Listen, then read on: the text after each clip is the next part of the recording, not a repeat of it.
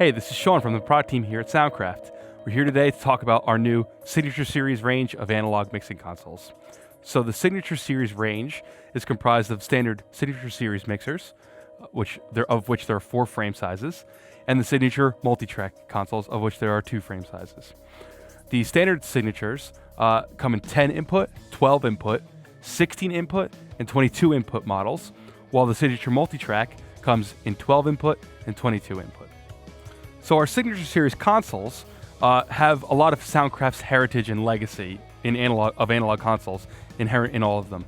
So in each Signature Series, there is a Ghost Mic Pre, a Sapphyre EQ, and a GB series audio routing and switching configuration.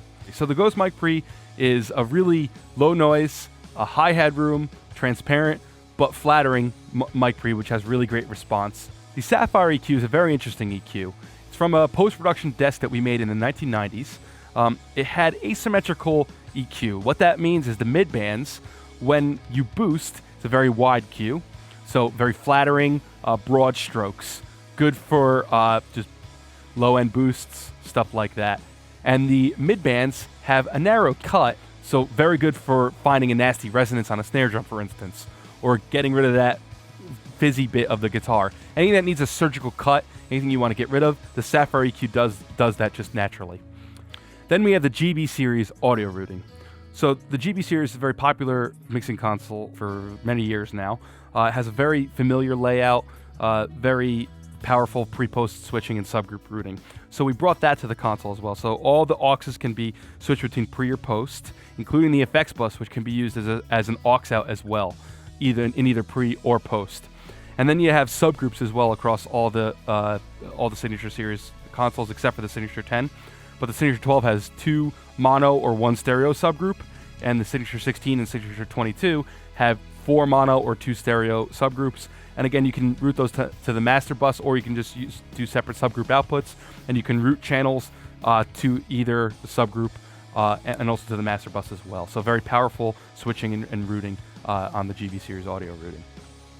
In addition to the Soundcraft legacy circuitry, we also put a lot of personal touches into the Signature Series.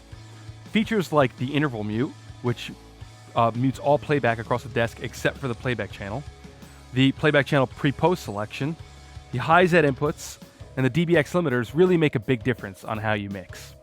The DBX limiters have a fixed threshold, fixed time constants, and they work just post the mic pre and line input. So if you have a source going into the channel, just turn on the limiter and just drive the gain until it starts gain reducing, where you see the red LED start lighting up. The high Z inputs are great. It gives you proper impedance for a passive pickup, like on an electric guitar and a bass, or even an acoustic guitar as well. And we also have Lexicon effects. These Lexicon effects were hand chosen for the type of response you'd want in a live environment. So we have your typical Lexicon reverbs, your Hall algorithms, plate algorithms, even springs, gated reverb, stuff like that. We have delays and modulations like rich studio choruses and modern choruses. We also have combined effects as well, where on one algorithm you have both reverb and delay, reverb and chorus, things that are tailored to get the best sound in situations like folk music, singer-songwriter stuff, and similar. And finally, all the Signature Series consoles, both the multi-tracks and the standard Signature Series, have USB interfaces. So on the standard Signature Series, there's a 2-in, 2-out USB interface. And it also comes back in on a channel, so that allows you to have EQ and a fader for your USB return from your DAW or from your computer. And it sends, on the standard series, it sends the mix left right, or this switch here switches it between aux 1, 2. So you could do a separate recording mix as well as your main mix in your room. And then with the Signature multi-tracks, we also added a complete multi-track USB interface on the model. So the Signature 12 has a 14-in, 12-out USB interface. 14-in is so you have the 12 input channels plus the mix left right, and then the 12 out, so you play back onto individual input channels. And on the 22, a Signature 22 multi-track, it's 24 input, 22 output. Again, 22 inputs, you record all your incoming signals plus the mix left right, and then 22 out, meaning you can play back into any input channel onto the console. So there's a lot of ways you can use the Signature multitracks. In a studio environment, you could use it to record as your front end. You know, you have your Ghost Mic Pre, you can get all those tracks directly into your DAW. Then you can return them back in and mix them using the Sapphyre EQ and the Signature's analog summing bus. You can also use it in live settings as well.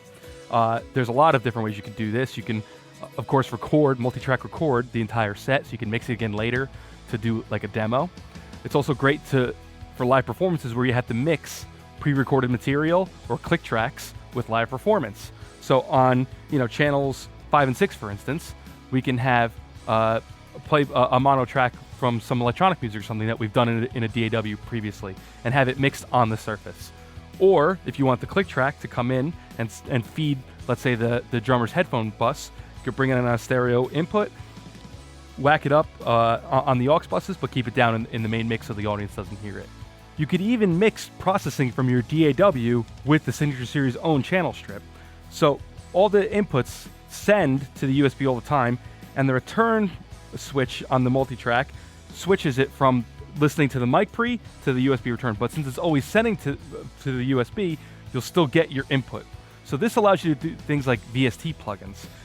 If you have your channel coming in, switch the USB return, configure your DAW, load your plugin, you'll have the Mic Pre into your plugin, then down into the EQ.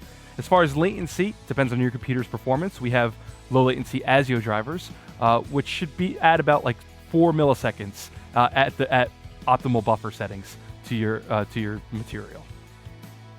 So that's the Signature Series, guys. This is our take on 21st century analog, which hopefully proves that analog is still very much alive. Catch you next time.